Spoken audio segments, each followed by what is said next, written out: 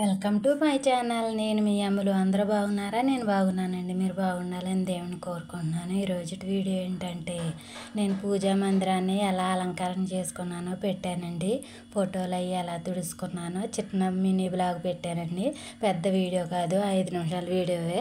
ఎక్కడ స్కిప్ చేయకండి. కొత్త వాళ్ళేమో సబ్స్క్రైబ్ చేసుకుని లైక్ చేయండి, పాత వాళ్ళేమో లైక్ చేసి కామెంట్ చేయండి. మీరు ఇచ్చే లైక్ వల్లే నేను కొంచెం ముందుకెళ్తాగా ఉంటుందండి. లైక్ చేయట్లేదు, వీడియో చూస్తున్నారు కానీ లైక్ చేయట్లేదు. మీరు కొంచెం సపోర్ట్ చేస్తేనే కదండి నేను ముందుకెళ్తాకే అవకాశం ఉంటుంది. ఈరోజు క్లీనింగే సరిపోయిందండి. బొంతలో దుప్పట్లో అవి ఉతికేసిన తర్వాత అప్పుడు శుభ్రంగా ఇల్లు అవి పూజా మందిరం కడిగేసి శుభ్రంగానే ఇలాగ నేను అన్నీ కిందకి తీసేస్తానండి. తీసేసి శుభ్రంగా పూజా మందిరం చెక్కది ఉంది కదండి నాది, ఆ చెక్క మందిరము శుభ్రంగా నీళ్లు పెట్టి తుడిచేస్తానండి.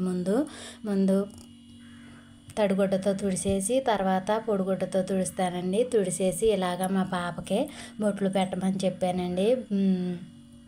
పూజా మందిరం పని మటుకి మా పాపే చూసుకుంది.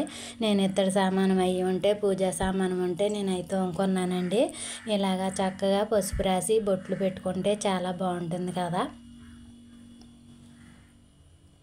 నేనైతే ఈ మందిరాన్ని చక్కగానే పూజా మందిరం శుభ్రంగా మనం బూజులు మసి అవి ఉంటాయి కదా, శుభ్రంగా తుడిచేసుకోవాలండి. తుడిచేసుకున్న తర్వాత అప్పుడు నీళ్లు తడిగుడ్డ పెట్టి శుభ్రంగా క్లీనింగ్ చేసేసుకోవాలి. శుభ్రంగా తుడిచేసిన తర్వాత మనం 2 ముగ్గులు 3 ముగ్గులు ఏ ముగ్గులు వస్తే ఆ ముగ్గులు వేసుకుని చక్కగా మనం ఆసనం వేయాలండి. జాకెట్ ముక్క అయినా పర్లేదు, పేపర్ అయినా పర్లేదు. నేను కింద అయితే జాకెట్ ముక్క వేస్తాను. బ్లౌజ్ పీస్ ఉంటుంది కదా, అది వేసుకుందాము. ఇది పైన అయితే పేపర్ వేస్తానండి. నేను ఇలాగా చక్కగా పసుపు రాసి బొట్లు పెట్టుకుంటే చాలా నిండుగా ఉంది కదండి.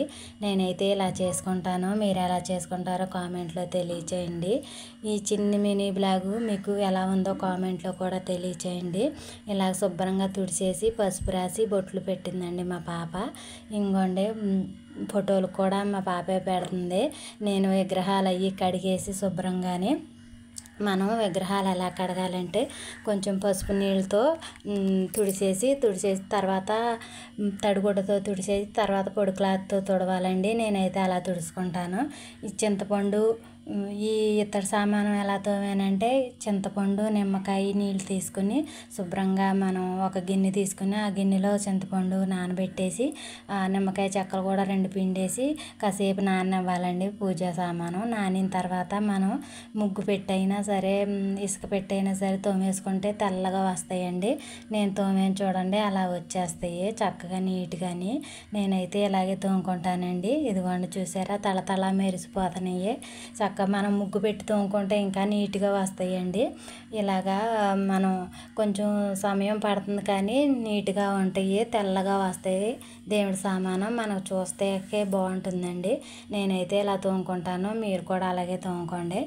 అయితే దేవుడి ఫోటోలు ఎలా తుడుస్తానంటే, ముందు మనం గిన్నె తీసుకుని ఆ గిన్నెలో మనం వాడని నీళ్ళు చక్కగా నిండుగుండ నీళ్ళు తీసుకుని కొంచెం పసుపు వేసుకుని ఆ నీళ్ళతో తడిగుడ్డ పెట్టి ముందు ఫోటోలు తుడిచేసి తర్వాత పొడిగుడ్డ పెట్టి తుడిసి అప్పుడు గంధం బొట్టు కుంకుమ బొట్టు పెడతానండి. విగ్రహాలు అయితే నీళ్లు పెట్టి తుడిచేసి మనం పసుపు నీళ్ళతో తుడిచేసిన తర్వాత గంధం పెట్టి కుంకుమ బొట్టు పెట్టుకుంటానండి. ఇక్కడ చిన్న పీటలు ఉన్నాయి కదా, ఆ పీటలను కూడా చక్కగా అలంకరణ చేసుకుంటానండి. నేను చిన్నవి చెక్క ముక్కలండి, నేనే అరేంజ్ చేసుకున్నాను. అలాగా కింద పెడతాకి నా ప్రాణం ఆపలేదు విగ్రహాలు, అందుకనే నేను దేవుళ్ళని కింద పెడతాకుండా చక్కగా ఇలాగ చిన్న పీఠం లాగా చేసుకుని దేవుళ్ళని అలా పెట్టుకున్నానండి. ఇలాగ లక్ష్మీదేవిని ఇలా అలంకరణ చేసింది మా పాప. మా పాప లేకపోతే నాకు పనే అవదండి. చాలా సహాయం చేస్తుంది. కాలేజీ పెట్టిన కాడి నుంచి ఉంటుంది నాకు. అప్పుడు దాకా సరిపోతుంది కానీ తర్వాత 7:30కి వెళ్ళి 6:30కి వస్తుందండి. ఇంకా నాకు సాయం చేయడానికి ఉండదు, ఇంకా పని కూడా అవదండి తొందరగానే. మా పాప చాలా సహాయం చేస్తుంది నాకు. ఇలాగా అలంకరణ చేశానని చూపిస్తున్నానండి. ఇదిగోండి చక్కగా కుంకుమ బొట్లు, మనం వరిపిండి బొట్లు పెట్టుకుని పసుపు రాసి ముందు, తర్వాత కుంకుమ బొట్లు వరిపిండి బొట్లు పెట్టుకోవాలి. నేను సామాను తోముతా ఉండిపోయానండి, లేకపోతే మొత్తం వీడియో తీద్దును. లెంత్ ఎక్కువైపోతుంది కదా, అయినా లెంత్ ఎక్కువైనా ఎవరో చూడట్లేదు కదా అన్నట్టు నేను ఇలా పెట్టానండి. చేసిన తర్వాత ఇలాగా మా పూజా మందిరం ఎలా ఉందో, నేను ఎలా సర్దుకున్నానో కామెంట్లో తెలియచేయండి. ఇలాగా ఏనుగులతో అమ్మవారిని చూస్తుంటే చాలా నిండుగా ఉంది కదండి. ఇవి దేవుడి దగ్గర డబ్బులండి, ఆ అమ్మవారి దగ్గరే పెట్టేస్తాను, నేను పూజా మందిరంలోనే పెట్టుకుంటాము. ఇలాగ లక్ష్మీదేవిని చూస్తే చాలా అందంగా ఉంది కదండి. ఇలా అయితే నేను పూజా మందిరాన్ని అలా అలంకరణ చేసుకున్నానండి. ఎలా ఉందో కామెంట్లో తెలియచేయండి. ఈ చిన్న బ్లాగ్ మీకు నచ్చుద్దని అనుకుంటున్నాను. నచ్చిన వాళ్ళు చక్కగా లైక్ చేయండి. ఇలాగా తలుపులు వేసేసుకుంటాకు ఉంటుంది కదండి, ఇలా తలుపులు వేసేస్తాను. అంతేనండి. నా వీడియో నచ్చినట్టయితే లైక్ చేయండి, షేర్ చేయండి, సబ్స్క్రైబ్ చేసుకోండి. నమస్తే అండి.